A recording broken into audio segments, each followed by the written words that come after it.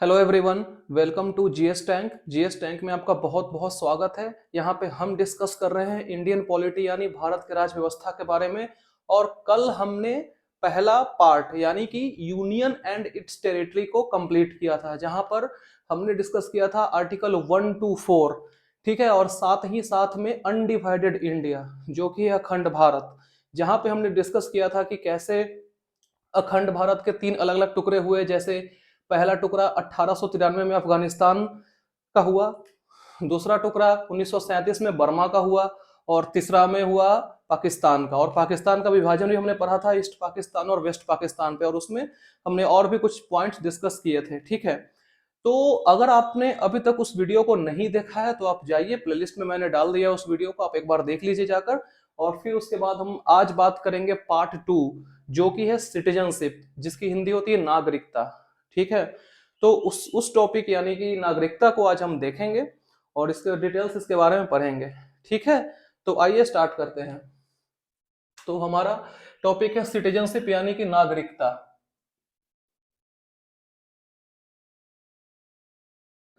अगर हम बात करते हैं कि नागरिकता शब्द का वर्णन सबसे पहले किसने किया था, तो नागरिकता शब्द का वर्णन सबसे पहले किया था एरिस्टोटल साहब ने। ठीक है, तो नागरिकता शब्द का जिक्र किसने किया था सबसे पहले, यानी वर्णन किसने किया था? एरिस्टोटल ने।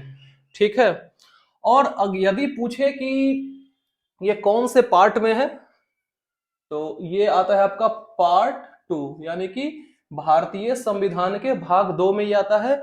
और ये लाई करता है कहां से कहां, आर्टिकल 5 to 11। ठीक है, यानी कि ये आर्टिकल 5 से 11 तक के बीच में संविधान में नागरिकता का प्रावधान है। ठीक है,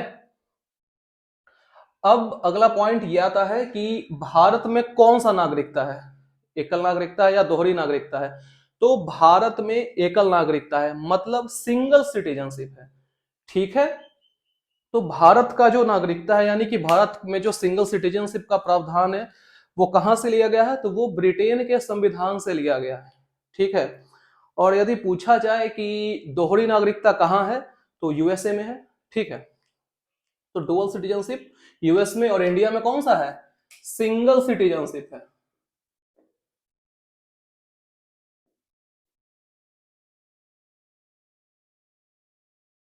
सिंगल सिटीजनशिप यानी एकल नागरिकता।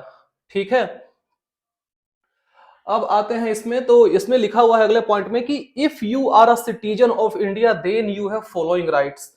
और यदि आप एक भारत के एक नागरिक हैं, भारत के निवासी हैं, भारत के नागरिक हैं, तो आपके पास ये सब अधिकार हैं। पहला है पॉलिटिकल राइट, मतलब राजनीतिक अधिकार हैं आपके पास। ठीक है, अब इसको आम भाषा में अगर कहा जाए पॉलिटिकल राइट्स को, तो हम लोग बोल सकते हैं इक्वालिटी बिफोर लॉ।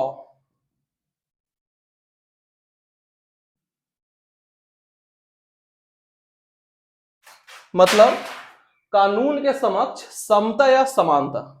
ठीक है, कहने का मतलब है कि जो पॉलिटिकल राइट्स है उसको अगर आम भाषा में देखा जाए तो वो क्या है, इक्वालिटी बिफोर लॉ, यानी कि कानून के समक्ष समता या समानता। ठीक है, अगला है लीगल राइट। लीगल राइट मतलब कानूनी अधिकार। अगर लीगल राइट के बारे में बात किया जाए तो लीगल राइट के कैटेगरी में डाला गया है राइट टू प्रॉपर्टी को। ठीक है, राइट टू प्रॉपर्टी था वो पहले किसमें था, कॉन्स्टिट्यूशनल राइट हुआ करता था, लेकिन 44वां संविधान संशोधन अधिनियम 1978 के तहत जो राइट टू प्रॉपर्टी है उसको क्या बना दिया गया, लीगल राइट बना दिया गया। ठीक है, जो कि आता है भारतीय संविधान के आर्टिकल 300A में। क्लियर है, अगला है राइट फॉर जॉब। अगर आप भारत के नागरिक हैं तो आपको नौकरी करने का भी अधिकार है।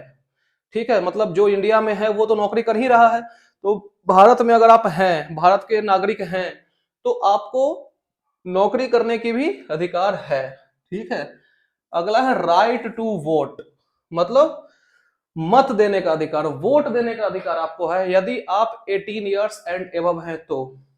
ठीक है, अगर पूछा जाए कि वोटिंग एज 18 इयर्स कब किया गया, 20 पहले 21 साल हुआ करता था और उसको 18 साल कब किया गया, तो वो किया गया था 61वां संविधान संशोधन अधिनियम 1989 के तहत, जिसमें वोटिंग एज जो पहले 21 साल हुआ करता था वो 18 साल हो गया है। ठीक है, जब संविधान संशोधन अधिनियम बनेंगे उसमें पूरा डिस्कस करेंगे, अभी बस ओवरव्यू है। ठीक है, तो राइट टू वोट भी है। तो अगर आप सिंपली इंडियन के सिटीजन हैं तो आपके पास ये सब राइट्स हैं। क्लियर है इतना तक? अब आते हैं मेन आर्टिकल पर। ठीक है, जो कि है आर्टिकल 5। आर्टिकल 5 कहता है citizenship at commencement of constitution. मतलब कहने का ये मतलब है कि जब संविधान लागू हुआ था, ठीक है, तो उस समय नागरिकता होने के लिए क्या क्या मतलब पॉइंट्स थे कि आप इंडिया के सिटीजन्स हैं, तो इसके लिए क्या क्या पॉइंट्स है, तो पहला है कि बाय बर्थ। कहने का मतलब है कि अगर आपका जन्म भारत में हुआ है तब तो आपको कोई प्रॉब्लम नहीं है, आराम से आपको नागरिकता भारत की मिल जाएगी। ठीक है, दूसरा पॉइंट है कि his her parent should be born in India. जिसको नागरिकता चाहिए, ठीक है, तो उसके मम्मी पापा, ठीक है, भारत में जन्मे होने चाहिए, मतलब उनका जन्म, उनके मम्मी पापा का जन्म भारत में होना चाहिए। ठीक है, और तीसरा पॉइंट है कि he she must be living in India before imposing the constitution 5 years ago. मतलब कि संविधान लागू होने से 5 साल पहले से वो भारत में रह रहा हो। ठीक है, तो ये 3 पॉइंट्स हैं, और यहां पे ये लिखा गया है कि if any one condition get fulfil from given points then he she will be provided the citizenship of India else not. अगर ये 3 पॉइंट्स में से कोई भी एक पॉइंट फॉलो हो रहा है, ठीक है, इन तीनों पॉइंट से, जो कि बाय बर्थ है, parents should be born in India है, या फिर must be living in India before imposing the constitution of 5 years ago, अगर तीनों में से कोई एक पॉइंट भी फॉलो हो रहा है तो उसको भारत की नागरिकता मिल जाएगी, एल्स नॉट, अन्यथा नहीं मिलेगी। मतलब तीनों में से कोई एक पॉइंट्स को फॉलो होना जरूरी है। ठीक है, क्लियर है इतना आर्टिकल 5। अब आते हैं आर्टिकल 6 पे। आर्टिकल 6 कहता है right of citizenship of certain person who have migrated to India from Pakistan. मतलब वो स्पेसिफिक आदमी को सिटीजनशिप यानी नागरिकता कब मिलेगी, तो नागरिकता तब मिलेगा जो कि पाकिस्तान से भारत आया है, तो उसके लिए 2 अलग अलग पॉइंट्स हैं। ठीक है, पहला पॉइंट कहता है कि अगर 19 जुलाई 1948, अगर 19 जुलाई 1948 से पहले ही भारत आए तो भारत की नागरिकता ऐसे ही मिल जाएगी। ठीक है, आर्टिकल 6 के अंदर यह कहता है कि अगर 19 जुलाई 1948 से पहले कोई भी अगर बंदा है वो अगर भारत में आ गया तो उसको कोई कंडीशन फुलफिल नहीं करना है, उसको ऐसे ही नागरिकता मिल जाएगी। लेकिन अगर 19 जुलाई 1948 के बाद आते हैं तो नागरिकता तो फिर भी मिलेगी, लेकिन 6 महीना उनको भारत में रहना पड़ेगा और सिटीजनशिप रजिस्ट्रेशन का उनको इंतजार करना पड़ेगा। समझ गए बात? कहने का मतलब है कि अगर 19 जुलाई 1948 के बाद भी अगर आते हैं तो उनको नागरिकता तो मिल ही जाएगा, लेकिन उनको 6 महीना भारत में रहना पड़ेगा और जो नागरिकता का जो पंजीकरण होता है, रजिस्ट्रेशन होता है, वो कराने के लिए उनको वेट करना पड़ेगा। क्लियर है? तो इसमें हम ट्राई किए कि आपको सिंपल पॉइंट्स समझा दे, ज्यादा टेढ़ा मेरा पॉइंट्स नहीं। वैसे अगर आप देखते हैं बाहर कोई बुक्स में या फिर नोट्स में तो काफी टेढ़े मेरे पॉइंट्स होते हैं, लेकिन हमने ट्राई किया है कि एकदम सिंपल पॉइंट्स के जरिए आर्टिकल्स को कवर करने का। ठीक है, तो ये आपका आर्टिकल 5 हो गया और ये आर्टिकल 6 हो गया। इसको आप एक बार नोट डाउन कर लीजिए या फिर स्क्रीनशॉट ले लीजिए। फिर आगे आते हैं आर्टिकल 7 पे।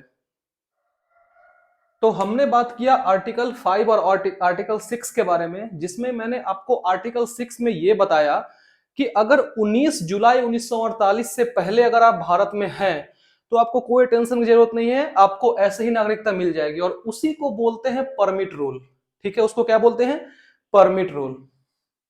अब आते हैं आर्टिकल 7 में। आर्टिकल 7 क्या कहता है? Right of citizenship of certain person migrated to Pakistan. कहने का मतलब है कि उन भारतीयों का अधिकार, मतलब सिटीजनशिप राइट, जिस केस में वो पाकिस्तान चले गए। ठीक है, तो इसमें सिंपल पॉइंट्स में ये लिखा हुआ है कि 1 मार्च 1947 के बाद पाकिस्तान गए हों लेकिन वापस भारत वापस आ गए तो इन्हें नागरिकता दे दी जाएगी, लेकिन इसके लिए 6 महीना रहना पड़ेगा और फिर रजिस्ट्रेशन कराना पड़ेगा। मतलब कि अगर आप भारत में हैं और पाकिस्तान में गए हैं तो 1 मार्च 1947 के बाद के लिए क्या होगा कि आपको नागरिकता तो दे दी जाएगी, लेकिन उसके लिए आपको 6 महीना रहना पड़ेगा और तब आपको रजिस्ट्रेशन या फिर पंजीकरण कराना पड़ेगा। तो ये बात किसमें कहा गया है? आर्टिकल 7 के तहत, यानी अनुच्छेद 7 के तहत। ठीक है, क्लियर है। अब आते हैं आर्टिकल 8 पे, जिसमें कहा गया है rights of citizenship of certain person of Indian origin residing outside India including their children. Outside India कहने का मतलब है कि एनआरआई, मतलब जो बाहर में रहते हो, आउटसाइड द कंट्री रहते हो। तो इंडियन ओरिजिन के जो लोग हैं, यानी कि जिनका जन्म भारत में हुआ है, वो भारत के ही हैं और वो किसी कारणवश या फिर किसी काम के चलते वो बाहर में रह रहे हो, यानी कि आउटसाइड इंडिया रह रहे हो, जिनको हम लोग एनआरआई से जानते हैं, नॉन रेसिडेंट इंडियन के नाम से। तो आर्टिकल 8 में यही कहा गया है कि जो एनआरआई होंगे उनके their citizenship will not be एबोलिश्ड, यानी कि उनकी नागरिकता जो है वो समाप्त नहीं की जाएगी। ठीक है, और यही केस उनके बच्चों के केस में भी है कि अगर वो भी कहीं बाहर रह रहे हो, वो भी एनआरआई हो, तो उनकी भी नागरिकता कैंसिल नहीं होगी, यानी कि एबोलिश नहीं होगी। क्लियर है पॉइंट? तो आर्टिकल 8 ये रहा। अब आते हैं आर्टिकल नंबर 9 पे, जो कहता है person acquiring citizenship of foreign state will not be citizen of India. यदि आप भारत के बाहर रह रहे हैं, ठीक है, और आपने जिस देश में हैं उस देश का नागरिकता अगर आपने ले लिया तो फिर आप भारत के निवासी नहीं रहे, मतलब कि आप अब भारत के नागरिक नहीं रहे। ठीक है, तो देयर सिटीजनशिप, यानी जो इंडियन सिटीजनशिप है, विल बी एबोलिश्ड, उसको समाप्त कर दिया जाएगा। कहने का मतलब है कि अगर आप इंडिया के हैं, ठीक है, और किसी काम से आप किसी और कंट्री चले गए, मान लीजिए लेट से यूएस चले गए, ठीक है, और अब आप यहीं पे रह के काम करना चाह रहे हैं, अब आप यहीं पे नहीं रहना चाहते, ठीक है, तो उस केस में आपको क्या करना पड़ेगा? आपको एम्बेसी को इन्फॉर्म करना पड़ेगा। एम्बेसी को आपको इन्फॉर्म करना पड़ेगा, फिर इसके तहत आपकी जो नागरिकता है वो इंडिया की चली जाएगी। ठीक है, तो ये हो गया आपको आर्टिकल 9। अब आते हैं आर्टिकल 10 पे, continuance of right of citizenship. मतलब जो सिटीजनशिप राइट है, यानी कि नागरिकता का जो अधिकार है, वो कंटिन्यूटी उसमें बनी रहे, यानी कि कंटिन्यूएंस रहे, वो बारंबारता उसमें रहे। तो इसको मेंटेन करने का काम या फिर इसका देखभाल का काम किसका है? इंडियन पार्लियामेंट, ये संसद का काम है। ठीक है, कि जो सिटीजनशिप का अधिकार है उसको मेंटेन करने का, देखभाल करने का काम किसका है? पार्लियामेंट का है। क्लियर है? ये बात कहा गया किसमें? आर्टिकल 10 में। ठीक है, अब आते हैं जो कि सिटीजनशिप का लास्ट आर्टिकल है, वो है आर्टिकल 11 नंबर अनुच्छेद, जो कि कहता है कि parliament to regulate the right of citizenship law right of citizenship by law. कहने का मतलब है कि जो नागरिकता संबंधी जो कानून है, ठीक है, वो रेगुलेट कौन करेगा? वो चलाएगा कौन? पार्लियामेंट।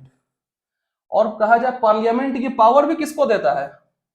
तो वो देता है होम मिनिस्ट्री को, गृह मंत्रालय को। ठीक है, तो सिटीजनशिप का जो कानून है उसको रेगुलेट करने का काम पार्लियामेंट का है, और पार्लियामेंट ये जिम्मेदारी किसको देता है?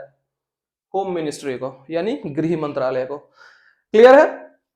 तो ये रहा हमारा 7, 8, 9, 10 और 11, ये 5 आर्टिकल्स, और जो 2 हमने पढ़ाए हैं आपको वो। ठीक है, तो ये रहा आपका 11 आर्टिकल्स, और इसमें 2-3 पॉइंट्स और हैं जिसमें हम लोग अभी देखेंगे सिटीजनशिप एक्ट के बारे में। तो इसको एक बार नोट डाउन कर लीजिए या फिर स्क्रीनशॉट ले लीजिए, फिर आते हैं सिटीजनशिप एक्ट पे। अब बात करते हैं इसके रिलेटेड कुछ कानून बने हैं, ठीक है, उसके बारे में। तो इसमें यह कहा गया है कि the law legislation related to this matter is citizenship act 1955, मतलब कि नागरिकता के संबंधित जो एक्ट आए, ठीक है, जो अधिनियम है, वो उसका क्या नाम है?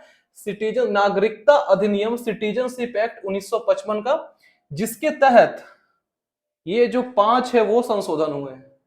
ठीक है, पहला हुआ है 1986 में सिटीजनशिप अमेंडमेंट एक्ट 1986, दूसरा है सिटीजनशिप अमेंडमेंट एक्ट 1992, तीसरा है सिटीजनशिप अमेंडमेंट एक्ट 2003, चौथा है सिटीजनशिप अमेंडमेंट एक्ट 2005 और पांचवा है सिटीजनशिप अमेंडमेंट एक्ट 2019। तो ये जो 5 अलग अलग तरह के जो अमेंडमेंट हुए हैं, जो कि नागरिकता संबंधित अधिनियम है, ठीक है, तो ये हैं सो कुछ अलग अलग तरह के अधिनियम हैं, और इसी के आधार पे जो acquisition of citizenship in India है, मतलब 5 अलग अलग आधार पे आप भारत के नागरिकता प्राप्त कर सकते हैं। ठीक है, तो पहला है बाय बर्थ, मतलब आपका जन्म भारत में हुआ हो। अगर आप भारत का जन्म में हैं तो फिर आपको आराम से नागरिकता मिल जाएगी। ठीक है, दूसरा है रजिस्ट्रेशन, यानी कि पंजीकरण, मतलब पंजीकरण के आधार पे भी आपको नागरिकता मिल जाएगी, लेकिन उसके लिए आपको 7 वर्ष या उससे अधिक रहना पड़ेगा। ठीक है, तब आपका रजिस्ट्रेशन हो जाएगा। अगला है bye decent on basis of mother father, कहने का मतलब है वंश के आधार पे। ठीक है, वंश के आधार पे जो है सो आपको नागरिकता मिल जाएगा on the basis of mother and father, आपके माता पिता के आधार पे।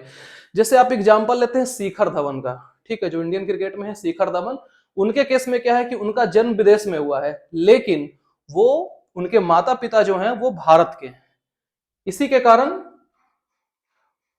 उनको भारत का नागरिकता मिल गया है। क्लियर है बात? अगला आते हैं बाय नेचुरलाइजेशन, मतलब देशीकरण, मतलब देशीकरण के आधार पे भी आपको नागरिकता मिल जाएगा। अब बात है कि देशीकरण होता क्या है, तो इस केस में क्या है कि आपको भारत में 10 वर्ष या उससे ऊपर रहना पड़ेगा भारत में, और कोई एक इंडियन लैंग्वेज आपको प्रॉपरली आना चाहिए। ठीक है, तब आपको सिटीजनशिप का ये मिलेगा, नागरिकता मिल जाएगा, सिटीजनशिप प्रोवाइड किया जाएगा। ठीक है, अगला है बाय लैंड ऑफ इक्विजिशन, कहने का मतलब है अर्जित भूमि के आधार पे। ठीक है, अर्जित भूमि के आधार पे भी आपको सिटीजनशिप मिल जाएगा, जिसमें एग्जांपल हम लेते हैं सिक्किम का। तो सिक्किम को भारत में कब मिलाया गया? Through 35th constitutional amendment act 1974, और इसको भारतीय राज्य का दर्जा कब मिला? 36th कॉन्स्टिट्यूशनल अमेंडमेंट एक्ट 1975, जो कि 16 मई को हुआ था, और इसी के आधार पे सिक्किम 22वां राज्य बना भारत का। ठीक है, तो क्लियर है? कहने का मतलब है कि सिटीजनशिप प्रोवाइड करने के लिए 5 अलग अलग तरह के बेसिस हैं। पहला है by birth, bye registration, bye decent मतलब वंश के आधार पे, देशीकरण के आधार पे, और अर्जित भूमि के आधार पे। क्लियर है पॉइंट्स? अब आते हैं एबॉलिशमेंट ऑफ सिटीजनशिप इन इंडिया, मतलब आपका जो नागरिकता वो समाप्त कैसे होगा? तो समाप्त 3 आधार पे होता है, मतलब मिलता है 5 आधार पे, और समाप्त होता है 3 के आधार पे। रिनंसिएशन, डिप्राइवेशन और टर्मिनेशन, मतलब त्याग के आधार पे, फर्जी या वंचित के आधार पे, और बर्खास्त के आधार पे। अब आइए बारी बारी से बात करते हैं कि ये तीनों क्या क्या है।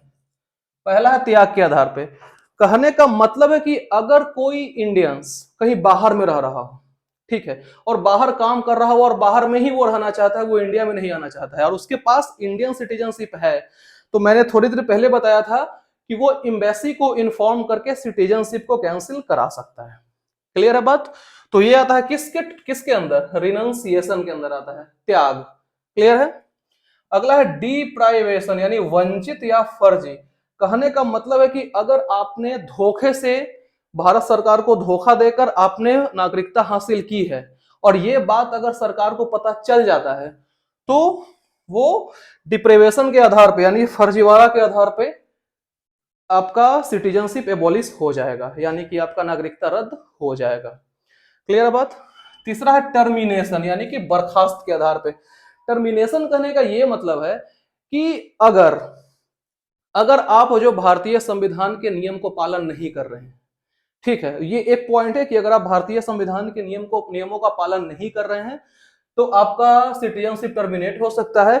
और ये भी आधार है कि अगर आपने नागरिकता पंजीकरण और देशीकरण के आधार पर प्राप्त किया है, ठीक है, और 5 वर्ष से के अंदर अगर आप पे 2 साल या 2 साल के ऊपर का न्यायालय यानी कोर्ट के द्वारा सजा होता है तो आपका नागरिकता समाप्त हो सकता है। एक बार फिर से रिपीट कर दे रहे हैं, अगर पंजीकरण और देशीकरण के आधार पे आपने नागरिकता लिया है और 5 वर्ष के अंदर ही आपको 2 साल का या फिर 2 साल के अधिक का सजा हो जाता है तो इस केस में आपका नागरिकता है सो कैंसिल हो जाएगा। क्लियर है पॉइंट। तो ये था हमारा पूरा आज सिटीजनशिप का पूरा क्लास, जिसमें कि हमने पूरा 5 से लेकर आर्टिकल 11 तक डिस्कस किया। और ये कुछ अलग अलग अधिनियम आए हैं, 5 86 के, 92 के, 2003 के, 2005 के और 2019 के, इसको डिस्कस किया। और नागरिकता लेने के आधार और खत्म करने के आधार 5 और 3 इसको डिस्कस किया। इस तरीके से पूरा हमारा ये सिटीजनशिप टॉपिक समाप्त हो गया। और यदि आपको सिटीजनशिप से रिलेटेड कोई भी प्रॉब्लम है, कोई भी परेशानी है तो आप कमेंट सेक्शन में हमें जरूर बताइए। तो फिलहाल आज के लिए इतना ही। देखने के लिए आपका बहुत बहुत धन्यवाद। अगर आपने इस वीडियो को लाइक नहीं किया है, शेयर नहीं किया है, सब्सक्राइब नहीं किया तो लाइक भी कर दीजिए, शेयर भी कर दीजिए, सब्सक्राइब भी कर दीजिए और जीएस टैंक को सब्सक्राइब कर दीजिए। ठीक है, तो आज के लिए बस इतना ही। Thank you so very much. और आप इसका स्क्रीनशॉट या फिर नोट डाउन इसको कर लीजिए। ठीक है, मिलते हैं कल फंडामेंटल राइट्स के साथ। ठीक है, मौलिक अधिकार का चर्चा हम लोग कल करेंगे। ठीक है, तो thank you so very much.